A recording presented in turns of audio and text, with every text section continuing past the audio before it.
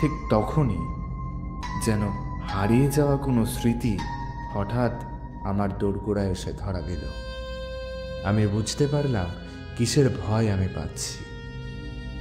আমি মিসেস স্টোনের ভয় পাচ্ছিলাম, যার কবরের ওপর লেখা ছিল ইন এভিল মেমরি। সেই কবর আমি স্বপ্নে জানালার বাইরে লনের কাছে কতবার যে দেখেছি।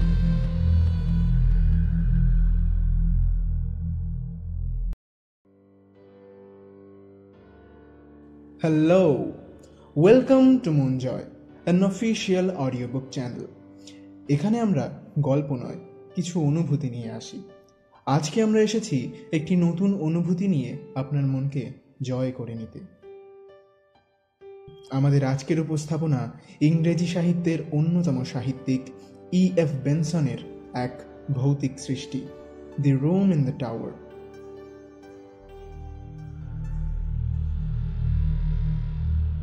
শুনতে থাকুন আর হারিয়ে যান অনুভূতির জগতে।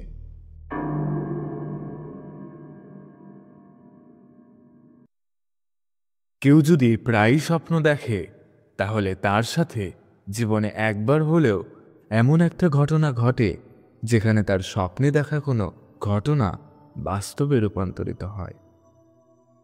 তবে এটা অদ্ভুত কিছু নয়, বরং আমার মতে যদি স্বপ্ন কখনো সত্যিই না হতো, তবে সেটা আরো বেশি অদ্ভুত হতো। কারণ স্বপ্ন সাধারণত পরিচিত মানুষ আর চেনা জায়গাগুলোকে ঘিরেই তৈরি হয়। এই কারণে বাস্তবে এগুলো ঘটার একটা প্রবল সম্ভাবনা থেকেই যায়। তবে হ্যাঁ, অনেক সময় স্বপ্নে অদ্ভুত কিছু ঘটনা যুক্ত হয়, এই কারণে সেগুলো সত্যি হওয়ার যোগ্যতা হারায়। তবুও স্বপ্নগুলো যদি পরিচিত বিষয় হয়, তাহলে সেগুলো মাঝে মধ্যে সত্যিও হয়ে যেতে পারে। সম্প্রতি আমার একটা স্বপ্ন সত্যিতে পরিণত হয়েছিল, তবে সেটাতে কোনো বিশেষ তাৎপর্য নেই। এটা শুধু একটা স্বাভাবিক ঘটনা মাত্র। আর ঘটনাটি ছিল এমন: আমার এক বন্ধু বিদেশে থাকে। সে সাধারণত প্রতি 2 সপ্তাহ অন্তর আমাকে একটা চিঠি লেখে। তাই যখন প্রায় 14 দিন পেরিয়ে যেত, তখন আমি বন্ধুর চিঠি পাওয়ার জন্য বেশ উদ্গ্রীব হয়ে উঠতাম। গত সপ্তাহে এক রাতে আমি একটা স্বপ্ন দেখলাম। স্বপ্নের মধ্যে আমি রাতের খাবারের জন্য পোশাক বদলাতে উপরে যাচ্ছিলাম। তখন হঠাৎ বাড়ির দরজায় ডাকপিয়নের কড়া নাড়ার শব্দ শুনলাম। আমি নিচে নেমে গেলাম। তার কাছ থেকে অন্য চিঠিগুলোর সঙ্গে আমার বন্ধুর চিঠিটাও পেলাম। এরপর স্বপ্নে আরো অদ্ভুত কিছু ঘটল। চিঠি খুলে দেখলাম ভিতরে একটা কার্ড, যার ভেতরে রাখা ছিল কিছু ডায়মন্ডের টুকরো, আর তাতে লেখা ছিল, আমি এটা নিরাপদে রাখার জন্য তোমাকে পাঠাচ্ছি। ইটালিতে এই ডায়মন্ড রাখা বেশ বিপজ্জনক। আর ওই লেখাটায় বেশ স্পষ্ট ছিল এটা আমার বন্ধুরই সুপরিচিত হাতে লেখা। পরদিনও সন্ধ্যায় আমি ঠিক একই কাজ করছিলাম। উপরে যাওয়ার আগে আবার ডাকপিয়নের কড়া নাড়ার শব্দ শুনলাম। নিচে এসে দেখলাম সত্যিই আমার সেই বন্ধুর চিঠি এসেছে। তবে চিঠির ভিতরে ফের সেই ডায়মন্ডের টুকরোটা আর ছিল না। যদি তা সত্যিই থাকতো, তাহলে হয়তো আমি ব্যাপারটিকে আরো বেশি গুরুত্ব দিয়ে দেখতাম। কিন্তু যেটা হয়েছে সেটা বেশ সাধারণ একটা ঘটনা বলে মনে হলো। হয়তো আমি অবচেতনভাবেই চিঠিটার জন্য অপেক্ষা করছিলাম, আর এটা আমার স্বপ্নের মধ্যে চলে এসেছে। একইভাবে বন্ধুও হয়তো 2 সপ্তাহ ধরে না লেখার কারণে চিঠি পাঠানোর কথাই ভাবছিল। তবে মাঝে মাঝে এমন এমন ঘটনা ঘটে যার ব্যাখ্যা পাওয়া যায় না। যেমন এই ঘটনার কোনো ব্যাখ্যা আমার জানা নেই। এটা যেন অন্ধকার থেকে এসেছিল, আবার অন্ধকারেই মিলিয়ে গেছে। আমি সারা জীবন স্বপ্ন দেখতে অভ্যস্ত। এমন রাত খুব কমই গেছে যখন সকালে ঘুম থেকে উঠে আমি কোনো স্বপ্নের অভিজ্ঞতা পাইনি। বেশিরভাগ স্বপ্নই আনন্দদায়ক হয়, যদিও অনেক সময় তা বেশ তুচ্ছ বলে মনে হতো। তবে এখানে আমি একটা ব্যতিক্রম স্বপ্নের কথা বলবো। আমি যখন প্রায় 16 বছরের ছিলাম, তখন প্রথমবারের জন্য একটা অন্য ধরনের স্বপ্ন আমি দেখেছিলাম। সেই স্বপ্নে আমি বড় বড় লাল ইট দিয়ে বানানো একটা বাড়ির দরজায় গিয়ে নেমেছিলাম। আমি বুঝেছিলাম সেখানে আমি কিছুদিন থাকবার জন্যই এসেছি। বাড়ির একজন চাকর দরজা খুলে আমাকে বলল সে চা নিয়ে বাগানের দিকে যাচ্ছে। সে আমাকে একটা সংকীর্ণ ঘন কাঠের প্যানেলের হলের মধ্যে দিয়ে নিয়ে গেল। হলটিতে একটা বড় ফায়ারপ্লেস ছিল। তারপর সে আমাকে একটি সবুজ ঘাসের লনে নিয়ে এলো। চারপাশে ফুলের বাগান ঘেরা। টি টেবিলের চারপাশে কয়েকজন লোক বসেছিল। তাদের মধ্যে আমি শুধু একজনকেই চিনতাম, জ্যাক স্টোন, আমার স্কুলের সহপাঠী। নিশ্চিতভাবেই বুঝতে পারলাম সে ওই বাড়িরই ছেলে। সে আমাকে তার বাবা মা এবং 2 বোনের সঙ্গে পরিচয় করিয়ে দিল। আমি খুব অবাক হয়েছিলাম, কারণ জ্যাক আমার খুব একটা পরিচিতও ছিল না, বরং আমি মনে মনে তাকে বেশ একটু অপছন্দই করতাম। তাছাড়া সে প্রায় 1 বছর আগে স্কুল ছেড়ে দিয়েছে। তবে সেই বিকেলটায় বেশ গরম অনুভব করছিলাম। এক ধরনের অস্বস্তিকর অনুভূতি চারিপাশটা ঘিরে ছিল। লনের ওপারে একটি লাল ইটের দেওয়াল ছিল, যার মাঝে একটি লোহার গেট। গেটের বাইরে একটা আখরোট গাছ ছিল। আমরা সেই বাড়ির ছায়ায় বসেছিলাম। বাড়ির সামনের অংশে বড় বড় জানালা ছিল, যার ভেতরে একটি সাজানো টেবিল দেখা যাচ্ছিল। বাড়িটি ছিল বেশ লম্বা এবং এর এক প্রান্তে একটা 3 তলার টাওয়ার ছিল। টাওয়ারটি বাড়ির বাকি অংশের চেয়ে বেশ প্রাচীন দেখতে লাগছিল। একসময় হঠাৎ মিসেস স্টোন, যিনি অন্যদের মতো চুপচাপই বসেছিলেন, তিনি এসে আমাকে বললেন, জ্যাক তোমাকে তোমার ঘর দেখিয়ে দেবে। আমি তোমাকে ওই টাওয়ারের ঘরটা দিয়েছি। তার কথাগুলো শোনার সঙ্গে সঙ্গে আমার মনটা ভীষণ ভারী হয়ে এলো। মনে হলো আমি যেন আগে থেকেই জানতাম যে আমাকে টাওয়ারের ঘরটাই দেওয়া হবে, আর সেখানে ভীষণ ভয়ঙ্কর কিছু একটা হতে চলেছে। জ্যাক উঠে দাঁড়ালো। বুঝলাম আমাকে তার পিছন পিছন যেতে হবে। আমরা চুপচাপ হল পেরিয়ে গেলাম। তারপর মোড় ঘেরা একটা বড় কাঠের সিঁড়ি বেয়ে উপরে উঠলাম। উপরে একটা ছোট জায়গা, সেখানে 2টি দরজা ছিল। জ্যাক একটা দরজা খুলে আমাকে ঢুকতে বলল। নিজে ভেতরে না গিয়ে দরজাটা বন্ধ করে দিল। তারপর আমি বুঝলাম আমার ধারণা একেবারেই ঠিক ছিল। ঘরটিতে সত্যিই ভয়ঙ্কর কিছু ছিল। সেই আতঙ্ক ধীরে ধীরে আমার চারপাশে ছড়িয়ে পড়তে লাগলো। তারপর ভয়ে চিৎকার দিয়ে ঘুম থেকে উঠে গেলাম আমি। এই স্বপ্ন বা এরই কোনো পরিবর্তিত রূপ প্রায় 15 বছর ধরে মাঝে মাঝেই আমাকে তাড়া করে বেড়াতো। বেশিরভাগ সময় একই রকম হতো। লনে চা খাওয়ার আয়োজন, সেই নিস্তব্ধতা, মিসেস স্টোনের সেই ভয়ঙ্কর কথাটি। জ্যাক তোমাকে টাওয়ারের ঘরটা দেখাবে। আর সেই ভয়ঙ্কর ঘরে ঢোকবার অভিজ্ঞতা। আমি কখনো ঘরের ভেতরে কি ছিল তা দেখিনি, তবে ভয়ে আমার দম বন্ধ হয়ে যেত। মাঝে মাঝে স্বপ্নে নতুন নতুন কিছু ঘটত। যেমন আমরা ডাইনিং রুমে ডিনার করতাম। জানালা দিয়ে সেই টেবিল দেখা যেত, যেটি আমি সেই প্রথম দিন দেখেছিলাম।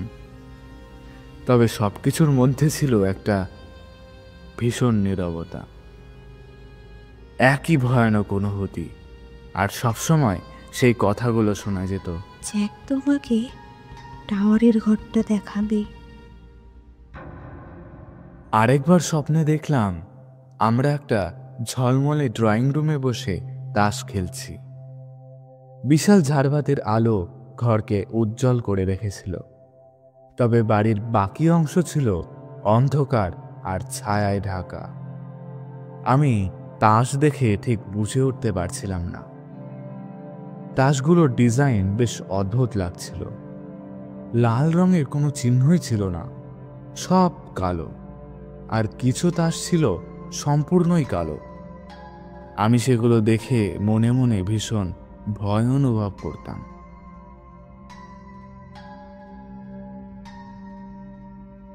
এইসব স্বপ্ন বারবার আসতে থাকায় আমি ধীরে ধীরে পুরো বাড়িটা চিনে ফেললাম। ড্রয়িং রুমের পর একটি স্মোকিং রুম ছিল, যেটা সবুজ পর্দা দেওয়া একটি দরজা পেরিয়ে প্যাসেজের শেষ দিকে ছিল। সেই জায়গাটা সবসময় অন্ধকার থাকত। যখনই আমি সেখানে যেতাম, দরজার কাছ থেকে কেউ একজন বেরিয়ে আসতো, কিন্তু আমি তাকে দেখতে পেতাম না। স্বপ্নের চরিত্রগুলোও যেন জীবন্ত মানুষের মতো আস্তে আস্তে পরিবর্তিত হতে লাগলো। মিসেস স্টোন, যিনি প্রথমবার কালো চুলওয়ালা ছিলেন, ধীরে ধীরে তিনি পাকা চুলওয়ালা হয়ে গেলেন। আগে তিনি দ্রুত উঠে দাঁড়াতেন যখন বলতেন, জ্যাক তোমাকে তোমার ঘর দেখিয়ে দেবে। আমি তোমাকে ওই টাওয়ারের ঘরটা দিয়েছি। কিন্তু এখন তিনি খুব ধীরভাবে দাঁড়াতেন, যেন তার শরীরে প্রাণ অনেকটা ফুরিয়ে এসেছে। জ্যাকও বড় হয়ে গেল। সে একটা বাদামি গোফওয়ালা অসুস্থ চেহারার যুবক হয়ে উঠল। তার এক বোন আর স্বপ্নে আসতো না। আমি বুঝতে পারলাম সে বিয়ে করে হয়তো অন্য কোথাও চলে গেছে। এরপর প্রায় 6 মাস আমি এই স্বপ্ন দেখিনি। আমি ভেবেছিলাম হয়তো এটা চিরতরে শেষ হয়ে গেছে, কারণ এই স্বপ্ন আমাকে ভীষণ ভয় ধরিয়ে দিত। কিন্তু এক রাতে সেই স্বপ্ন আবার ফিরে এলো। আমি আবার লনে চা খেতে গেলাম, তবে মিসেস স্টোন সেখানে ছিলেন না। বাকি সবাই কালো পোশাক পরেছিল। আমি ভাবলাম হয়তো তার মৃত্যু হয়েছে। এই ভেবে আমার মনে একটা আশার আলো জ্বলে উঠল। এবার হয়তো আমাকে আর টাওয়ারের ঘরটায় থাকতে হবে না।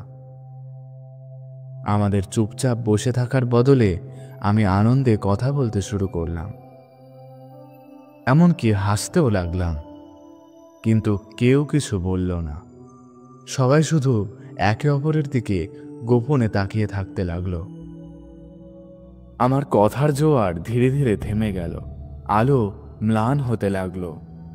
আর তখন আমার মনে এমন এক অজানা ভয় জন্ম নিল, যা আমি এর আগে কখনো অনুভব করিনি। হঠাৎ নীরবতা ভেঙে পরিচিত একটা কণ্ঠস্বর শোনা গেল। জ্যাক তোমাকে টাওয়ারের ঘরটা দেখাবে। মিসেস স্টোনের কণ্ঠস্বর। কণ্ঠটি লনের পাশে লাল ইটের দেওয়ালের গেটের কাছ থেকে আসছিল। আমি সেখানে তাকিয়ে দেখলাম গেটের বাইরে ঘাসের ওপরে অনেকগুলো কবর। কবরগুলোর ওপরে ধূসর আলো জীবন্তভাবে জ্বলছিল। সবচেয়ে কাছে থাকা এক কবরের গায়ে লেখাটি আমি পড়তে পারলাম। সেখানে ইংরেজি হরফে লেখা ছিল, in evil memory of Julia stone.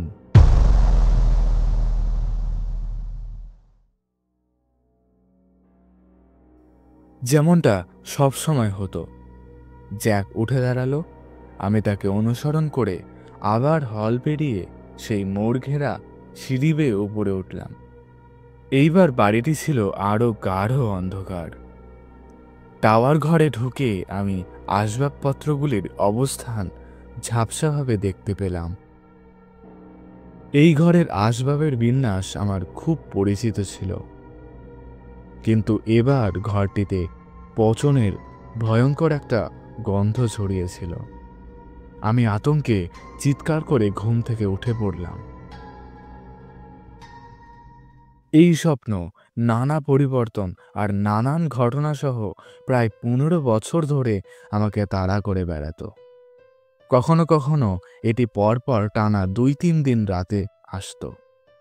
আবার একবার 6 মাসের বিরতিও হতো। তবে মোটামুটি বলতে গেলে মাসে অন্তত একবার এটি আমি দেখতাম। স্বপ্নটি সবসময় একই ভয়ঙ্কর আতঙ্কের সঙ্গে শেষ হতো। সেই ভয় যেন প্রতিবার আরো তীব্র থেকে তীব্রতর হয়ে উঠত। স্বপ্নের চরিত্রগুলোও একটু একটু করে পরিবর্তিত হতো। মিসেস স্টোন মারা গিয়েছিলেন, কিন্তু তার শরীরহীন কণ্ঠস্বরই আমাকে বলতো যে টাওয়ারের ঘরটি আমার জন্য প্রস্তুত। আর প্রতিবার লনের পাশে গেটের বাইরের তার কবর আমি দেখতে পেতাম। তার মেয়েও মাঝে মাঝে ফিরে ফিরে আসতো। একজন পুরুষ থাকতো তার সঙ্গে। তাকে আমি তার স্বামী বলে মনে করতাম। তবে সবার মতো সেও বেশ চুপচাপই থাকত। এই স্বপ্ন এতবার দেখার কারণে জেগে থাকার সময় আমি আর একে তেমন একটা গুরুত্ব দিতাম না। জীবনে কখনো আমি জ্যাক স্টোনের সঙ্গে আর দেখা করিনি। এমনকি স্বপ্নে দেখা সেই অন্ধকার বাড়ির মতো কোনো বাড়িও আমার সামনে আসেনি।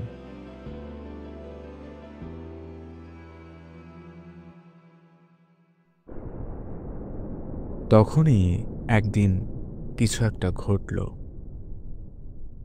সেই বছর জুলাইয়ের শেষ পর্যন্ত আমি লন্ডনে ছিলাম। আগস্টের প্রথম সপ্তাহে আমি সাসেক্সের অ্যাসডাউন ফরেস্ট এলাকায় এক বন্ধুর বাড়িতে পুরো গ্রীষ্মকালটা থাকবার জন্য গিয়েছিলাম। সকালে আমি লন্ডন থেকে রওনা দিলাম, কারণ জন ক্লিন্টন আমাকে ফরেস্ট রো স্টেশনে নিতে আসবে। আমরা সেদিন গল্ফ খেলব আর সন্ধ্যায় তার বাড়িতে ফিরব।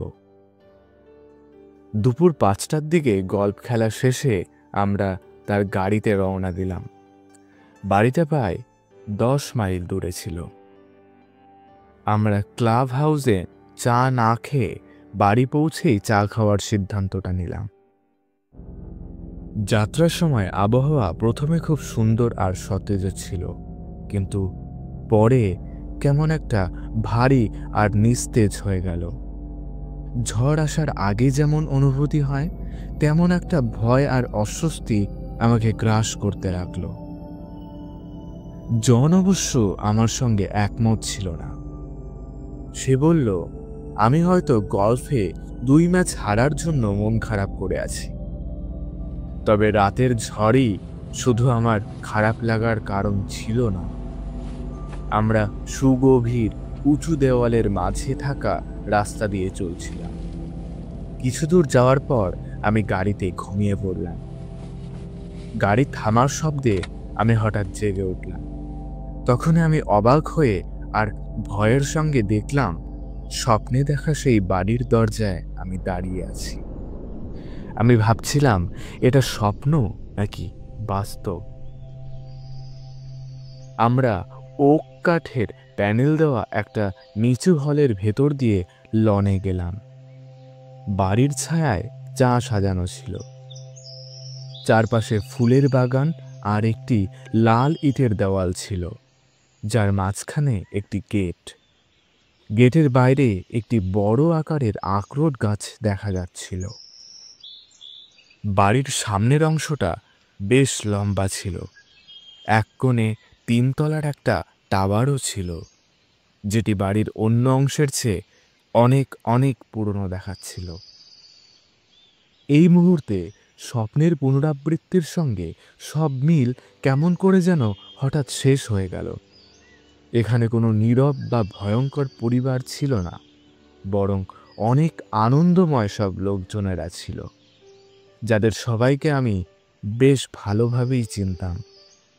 স্বপ্নভয়ের বদলে এখানে আমি কেবলমাত্র এক অদম্য কৌতূহল অনুভব করছিলাম, এরপর কি হতে চলেছে তা জানবার জন্য। চায়ের আসর বেশ আনন্দময়ভাবে জমে উঠেছিল।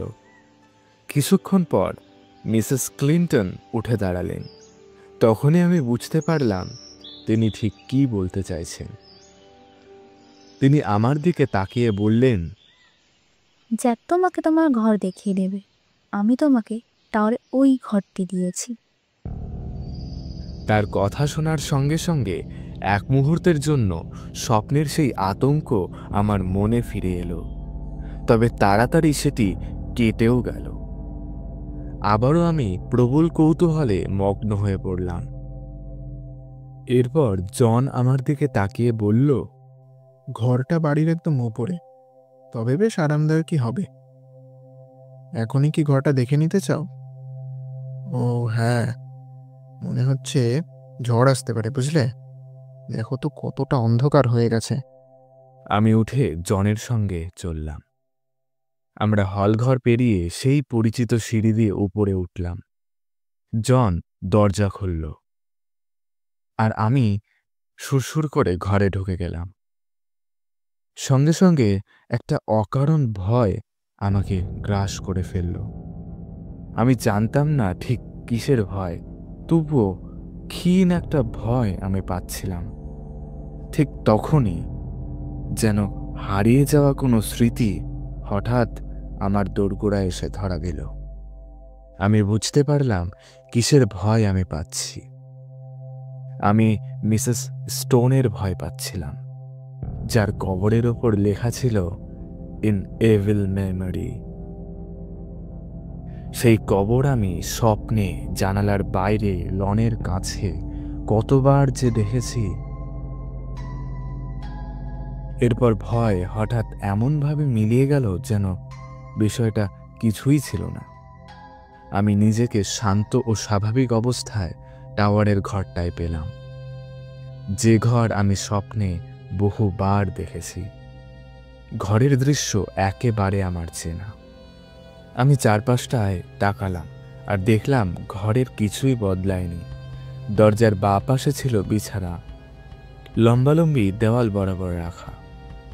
তার সামনে ছিল চিমনি আর ছোট একটা বইয়ের তাক। দরজার উল্টো দিকে ছিল দুটি জানালা, আর তাদের মাঝখানে একটা ড্রেসিং টেবিল। চতুর্থ দেওয়ালে ছিল ওয়াশিং স্ট্যান্ড আর একটা বড় আলমারি। আমার ব্যাগ খুলে রাখা ছিল। ড্রেসিংয়ের জিনিসগুলো সাজানো ছিল টেবিলে। বিছানার ওপরে ডিনারের পোশাকও সাজানো ছিল। তখনই হঠাৎ আমি একটু ভয় পেয়ে গেলাম। ঘরে এমন দুটো জিনিস ছিল যা আমি কখনো স্বপ্নে দেখিনি। একটা ছিল মিসেস স্টোনের একটা বড় তৈলচিত্র, আর অন্যটি ছিল জ্যাক স্টোনের একটা ব্ল্যাক অ্যান্ড হোয়াইট স্কেচ। ছবিতে তাকে দেখাচ্ছিল আয়নার আড়ালের শয়তান চেহারার এক 30 বছরের যুবকের মতো, যাকে আমি ঠিক 1 সপ্তাহ আগে স্বপ্নে দেখেছিলাম। তার ছবি জানালাগুলির মাঝখানে ঝুলছিল, আর সে সোজা তাকিয়েছিল বিছানার পাশের মিসেস স্টোনের ছবিটার দিকে। আমিও সেই ছবির দিকে তাকালাম, আর সঙ্গে সঙ্গে সেই দুঃস্বপ্নের ভয় আমাকে গ্রাস করল।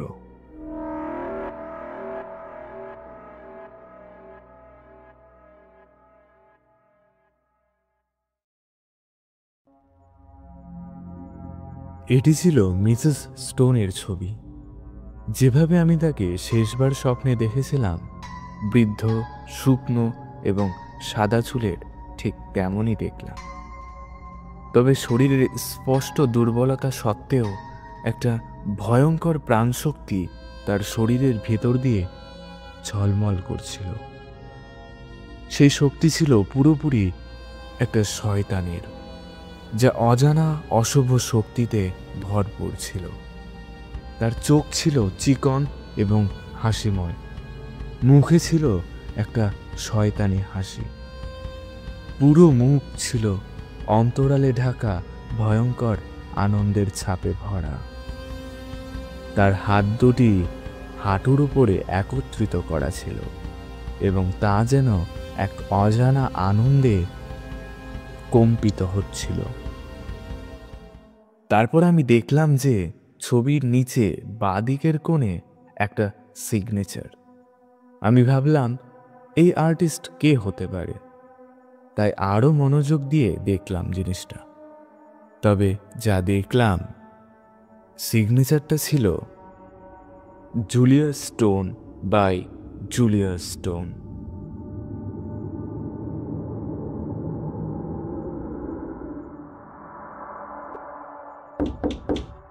এমন সময় দরজায় একটু টোকা লাগলো এবং জন ক্লিন্টন প্রবেশ করল।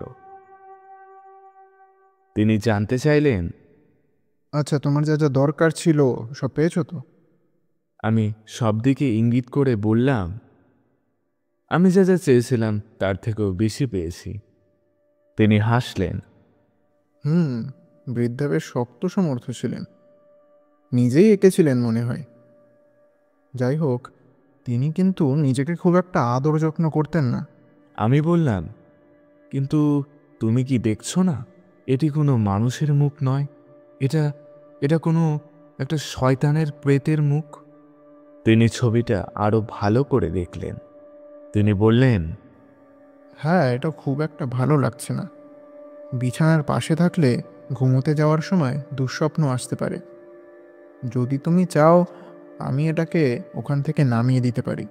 আমি বললাম, আমি সত্যিই চাই তুমি ওটা নামিয়ে দাও। তিনি ঘন্টা বাজালেন এবং একজন দাসী সঙ্গে সঙ্গে প্রবেশ করল।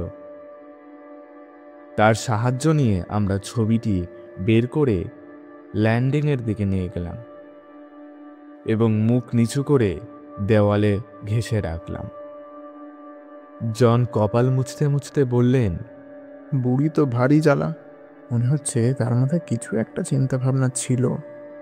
ছবিটার অদ্ভুত একটা ভার আমিও অনুভব করছিলাম। আমি উত্তর দেওয়ার জন্য মুখ খুলতে নিচ্ছিলাম, এমন সময় হঠাৎ আমার হাতের দিকে তাকালাম। হাত থেকে প্রচুর রক্ত বেরোচ্ছিল, পুরো তালু রক্তাক্ত হয়ে গিয়েছিল। আমি বললাম, কিভাবে যেন হাতটা কেটে ফেলেছি। জন একটু অবাক হয়ে বললেন, সে কি, আমারও তো একই অবস্থা, এই দেখো। একই সময় ফুটম্যান তার রুমালটা বের করে হাত মুছতে লাগলেন। আমি দেখলাম তার রুমালেও রক্ত। তারপর জন এবং আমি টাওয়ার রুমে ফিরে এলাম। ফিরে এসে সবার আগে রক্তাক্ত হাতটা ধুয়ে নিলাম, কিন্তু তার হাত বা আমার হাতে কোনো কাটার বা ঘায়ের চিহ্নই ছিল না। মনে হলো আমরা দুজনেই যেন নীরবে একে অপরকে বুঝে গিয়েছিলাম। আমরা এই বিষয়ে আর কিছুই বললাম না। এমন কিছু ঘটেছিল যা আমি ভাবতে চাইছিলাম না। এটি অবশ্য একটি অনুমান ছিল। বাতাসে একটা গুমোট উষ্ণতা এবং অস্বস্তি ছড়িয়েছিল। আমরা যে ঝড়টির কথা আশা করেছিলাম তা এখনো আসেনি, কিন্তু ডিনারের পরপরই সেই ঝড় হঠাৎ অনেক তীব্রতা নিয়ে ছুটে এলো। কিছু সময় জন ক্লিন্টন এবং আমি সহ অনেকেই বাগানের পাথরের ধারে বসেছিলাম, যেখানে আমরা চা খেয়েছিলাম। রাত্রি পুরোপুরি ঘন অন্ধকারে মোড়া ছিল। সারা আকাশে মেঘের ভারে চাঁদ বা কোনো নক্ষত্রের আভা দেখা যাচ্ছিল না। ধীরে ধীরে আমাদের দল থেকে একজন একজন করে কমে যেতে লাগলো। মহিলারা বিছানায় চলে গেল, পুরুষেরা ধূমপান বা বিলিয়ার্ড রুমে চলে গেল, এবং রাত 11টার দিকে শুধু আমি এবং আমার অতিথি মাত্র দুইজনই ছিলাম। সারাটা রাত আমার মনে হচ্ছিল যে জনের মনে এমন কিছু একটা রয়েছে যেটা সে আমায় একা পেলেই বলতে চলেছে। তিনি বললেন, আচ্ছা, তুমি কি লক্ষ্য করেছিলে যে লোকটা ছবি সরাতে সাহায্য করেছিল তার হাতেও রক্ত ছিল? একটু আগে আমি তাকে জিজ্ঞেস করেছিলাম তারও কি কেটে গিয়েছিল। সে বলল সেও মনে করছে তার কিছুতে কেটেছে, কিন্তু কোনো ক্ষতচিহ্ন সেও খুঁজে পায়নি। তাহলে রক্তটা এলো কোথা থেকে? আমি নিজেকে বারবার বোঝাচ্ছিলাম যে আমি এসব নিয়ে একেবারেই ভাবব না, এবং এভাবে আমি তাতে সফলও হয়েছিলাম একটু। বিশেষ করে বিছানায় যাওয়ার আগে আমি এ বিষয়ে আর কিছুই ভাবতে চাইতাম না। আমি বললাম, আমি জানি না, আর আমি সত্যিই পরোয়া করি না, কারণ মিসেস জুলিয়া স্টোনের ছবি তো আমার বিছানার আশেপাশেই নেই।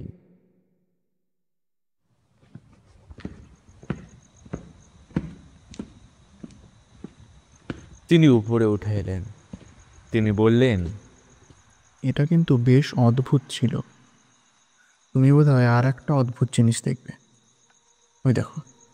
আমরা যখন কথা বলছিলাম তার একটি কুকুর, একটা আইরিশ টেরিয়ার, ঘর থেকে বেরিয়ে এলো।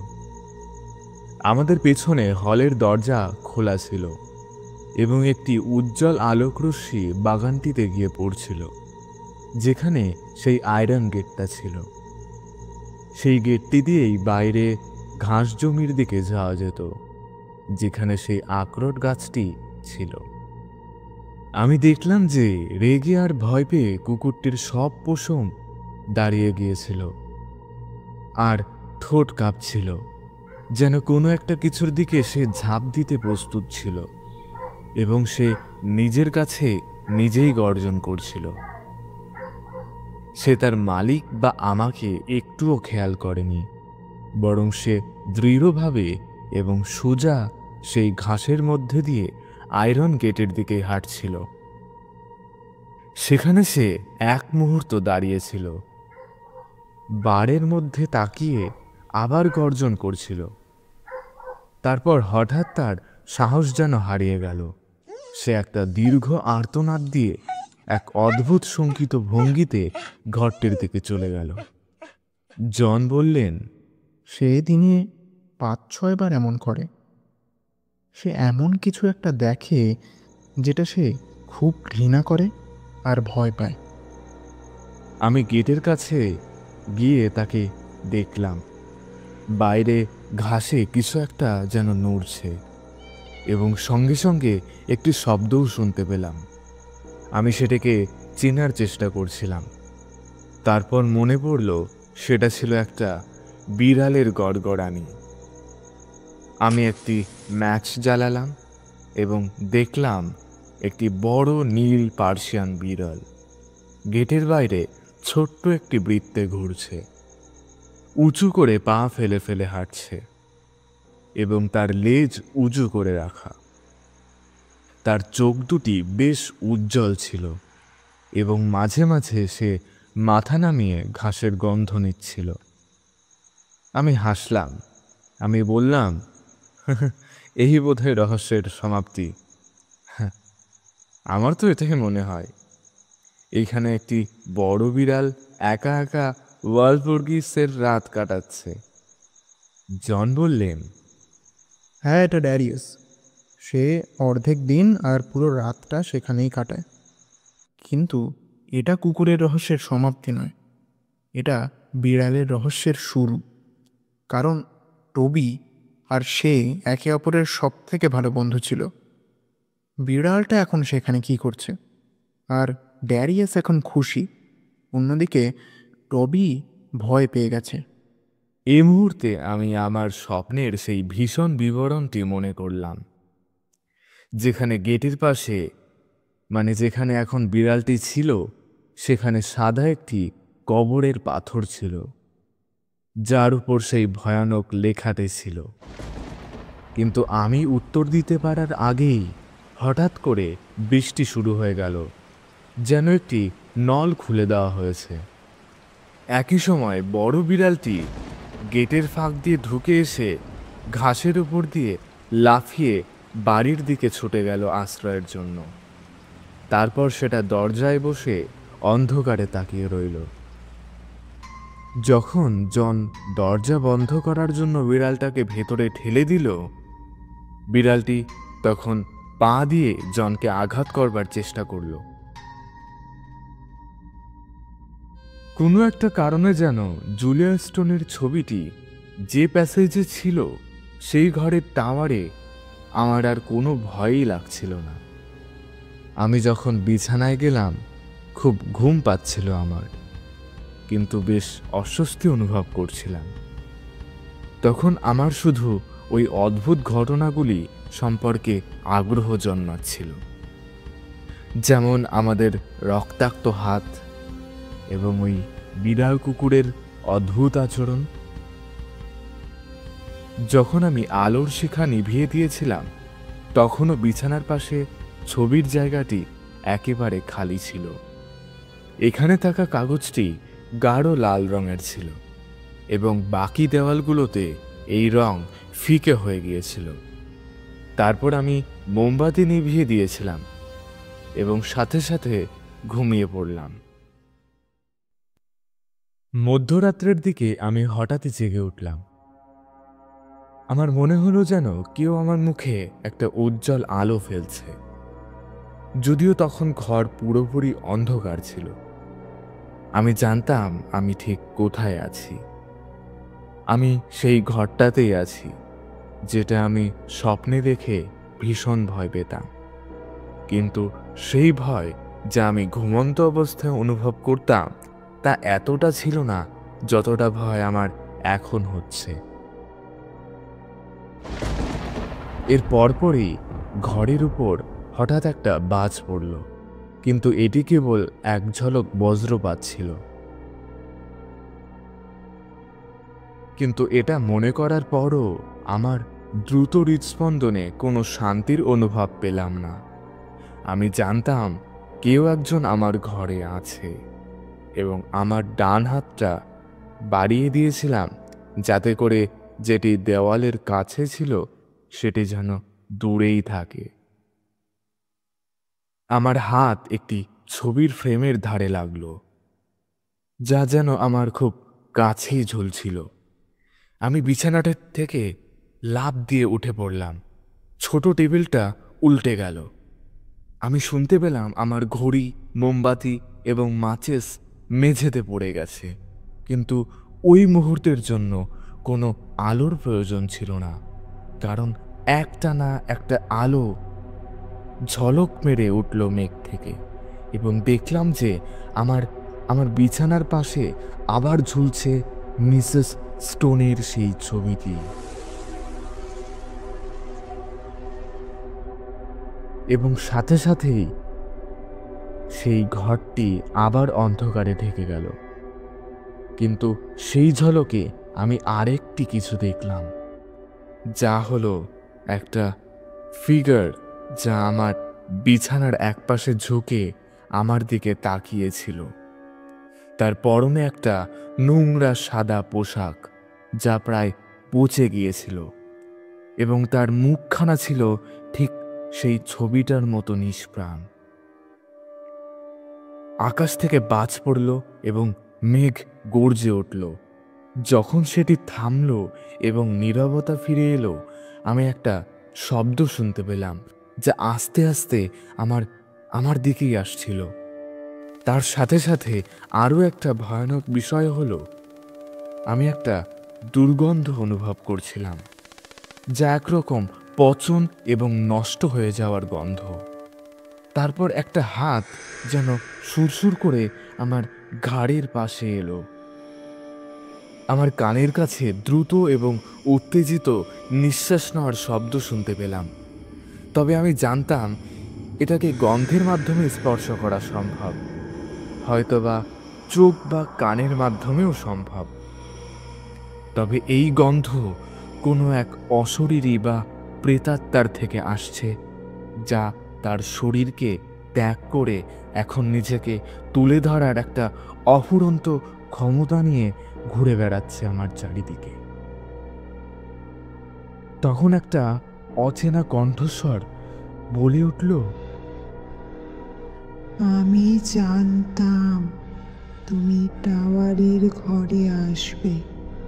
আমি অনেক দিন ধরে তোমার জন্য অপেক্ষা করছিলাম। অবশেষে তুমি এসেছো।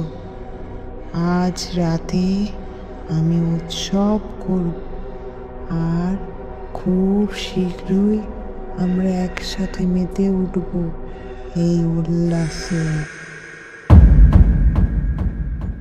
এবং সেই দ্রুত শ্বাস নেওয়ার শব্দ আমার আরও কাছে চলে এলো। আমি সেটি ঠিক আমার ঘাড়ের কাছেই অনুভব করছিলাম। এবার যে ভীতি আমাকে কিছুক্ষণ পায় প্যারালাইজ করে দিয়েছিল, সেটি অবশেষে এই আত্মরক্ষার ইচ্ছার কাছে হার মানল। আমি উন্মুক্তভাবে দুটি হাত দিয়ে আঘাত করলাম, একসাথে পা ছড়ে দিলাম। আমি একটা ছোট্ট পশুর গোঙানির শব্দ শুনতে পেলাম। কোনো একটা নরম কিছু যেন আমার পাশে এসে হঠাৎ থপ করে পড়ে গেল। আমি কয়েকটি পদক্ষেপ এগিয়ে গেলাম এবং আমিও গিয়ে প্রায় পড়লাম ওইগুলির ওপর। তবে ভাগ্যক্রমে আমি দরজার হ্যান্ডেলটা খুঁজে পেলাম। আরেক সেকেন্ডের মধ্যে আমি দরজা বন্ধ করে ল্যান্ডিংয়ে চলে এলাম।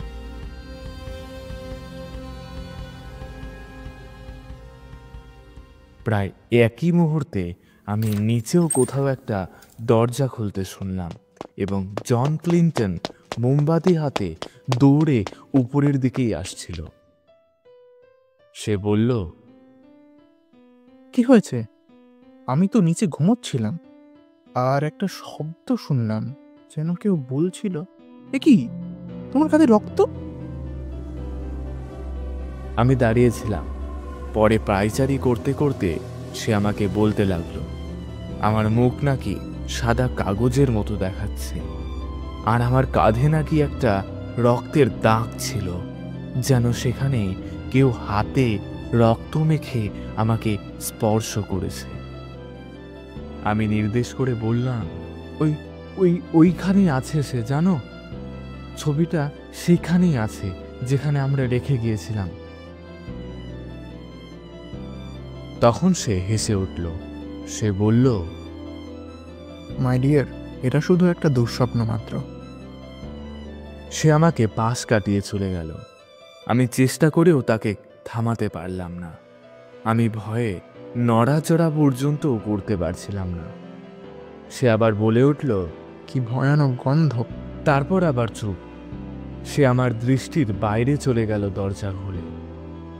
পরের মুহূর্তেই সেও আবার বেরিয়ে এলো। ঠিক আমার মতোই তারও মুখ তখন সাদা। সে এসে সঙ্গে সঙ্গে দরজাটা বন্ধ করে দিল। সে বলল, পোর্ট্রেটটা সেখানেই রয়েছে, আর মেঝেতেও কিছু একটা আছে যা মাটি দিয়ে ঢাকা, ঠিক যেভাবে মানুষকে কবর দেয়। তাড়াতাড়ি চলো তো, দেখি, তাড়াতাড়ি চলো। কিভাবে যে আমি নিচে নামলাম জানি না। এক অদ্ভুত শিরশিরানি আর মনের এক ভয়ানক অস্থিরতা আমাকে গ্রাস করে রেখেছিল। কয়েকবার তাকে আমার পা সিঁড়িতে রাখতে সাহায্য করতেও হয়েছিল। এরপর আমরা তার ড্রেসিং রুমে পৌঁছালাম এবং সেখানে আমি তাকে সব ঘটনা খুলে বললাম। 8 বছর আগে এক সময় পশ্চিম ফাউলির চার্চইয়ার্ডে একটি রহস্যময় ঘটনা ঘটেছিল। সেখানকার লোকেরা একটা ভয়ানক ঘটনা প্রত্যক্ষ করেছিল। সেখানে এক মহিলার মৃতদেহ 3 বার কবর দেওয়ার চেষ্টা করা হয়েছিল, কিন্তু প্রতিবারই কয়েকদিনের মধ্যে কফিনটি আবার মাটির উপরে উঠে আসত। ওই মহিলা আত্মহত্যা করেছিলেন, আর তার নাম ছিল জুলিয়া স্টোন। তৃতীয়বার কফিনটি যখন আবার মাটির উপর উঠে আসে, তখন ঘটনাটি নিয়ে আর যাতে সমালোচনা না হয়, মৃতদেহটিকে অন্যত্র একটি অসংরক্ষিত জমিতে গোপনে কবর দেওয়া হয়েছিল।